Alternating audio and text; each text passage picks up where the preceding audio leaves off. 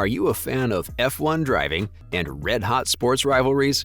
Then keep watching, because the one between Sebastian Vettel and Lewis Hamilton is simply scorching, and everyone has something to say about it, including the former manager of the Williams and Ferrari team, Peter Windsor, the guy who worked as a sponsorship manager for Williams and spent most of the 80s managing Ferrari's UK base, had a lot to say about Vettel. He spoke out on his Twitch channel, rating the two drivers. He starts off complimenting Vettel, but when talking about his later struggle after the regulations during his last year at Red Bull, he gets savage. He says Vettel struggled against Ricciardo and calls the driver out for not admitting he was in trouble. There were all sorts of things he could have done, but he didn't do any of that. He just signed off and went to Ferrari, who was greeted with a lot of money and fan adulation.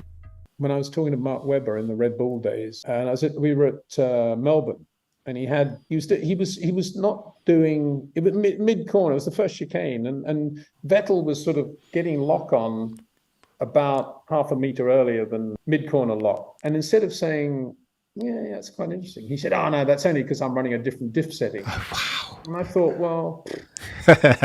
Well, he isn't exactly wrong, but I mean, come on, the guy's a 4-time world champion, cut him some slack. But according to Peter, Vettel never got any better. He always stayed the same driver. Dang, this Peter guy's kinda harsh. But wait, it gets even worse. He went on to claim that he never would have put Vettel in the same class as Lewis. Okay, so he's very harsh. And if you thought Peter ended there, think again, because he quickly moved on to the iconic Vettel-Hamilton crash. Now, fans of either driver must be painfully aware at this point of the controversy between the two back in 2017 at Baku, when the German hit the Brit in the back. Oh, and by the way, this happened right after he accused the guy of brake testing. Dang, double homicide.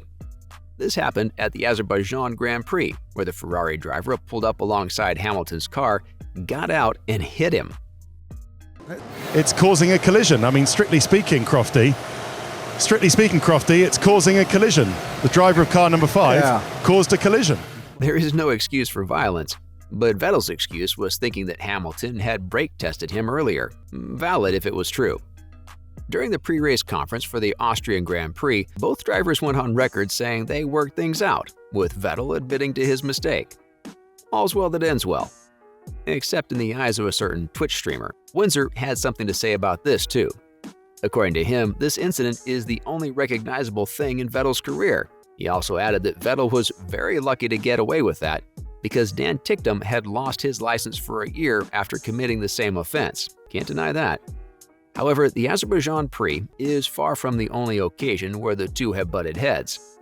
In fact, if you ask me, these two drivers are definitely going down in history as two of F1's greatest drivers of all time, but they've had a rivalry for much longer than that. 11 out of the possible 14 championships since their debut were snatched up by either driver, and they often treat each other as their only real competition in Formula One. And it all started all the way back in 2005, long before their F1 days. Everybody has to start somewhere, and these two stars are no different. Way back in 2005, Sebastian Vettel was a Formula 3 rookie, and Hamilton wasn't much better. Inexperienced, that is. They both found their way onto the podium that season 5 separate times, but Hamilton was the one standing at the top. The clip of their standoff in the Eurospeed Lausitz on YouTube has been viewed over 1 million times by Formula One fans. The two raced neck and neck all the way to the finish line. Fans and announcers combined were excited to see them duke it out again the year after that, but Hamilton had already graduated GP2, winning the title as a newbie. Whew! Nobody can deny that guy's talent. Meanwhile, Vettel was a runner-up in his second year at F2, losing out to Paul di Resta. And after Robert Kubica's massive crash scandal, Vettel landed the seat and made his sachet into F1 less than a full season after Hamilton, taking their rivalry to a whole new level in 2007 and to a much bigger stage in the form of Formula One. However, their feud had to take a back seat that first year while the two drivers established themselves. Vettel was busy impressing the big bosses at Toro Rosso, closing out the season with a new job offer to replace Scott Speed. I guess he just wasn't speedy enough. Meanwhile, Hamilton was busy dominating both teammates and opponents and finishing out by winning the Canadian Grand Prix. This season was kind of lacking in drama, but worry not. The next year more than makes up for it.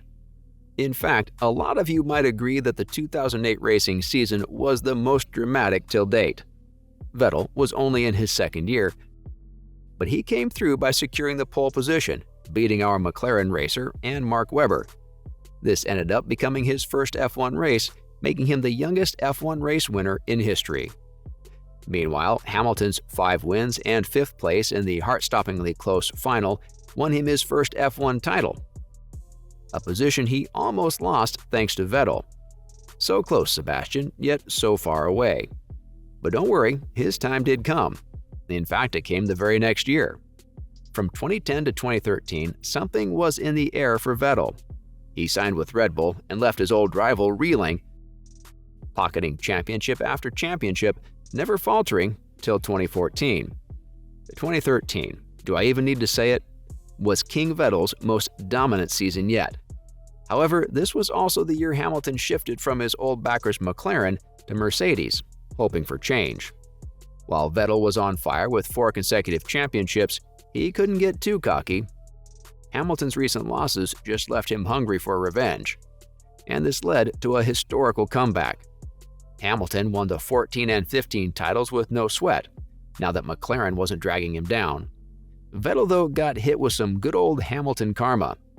Red Bull started faltering like McLaren, and Seb had to jump ship quick and ended up on board Ferrari. Vroom vroom.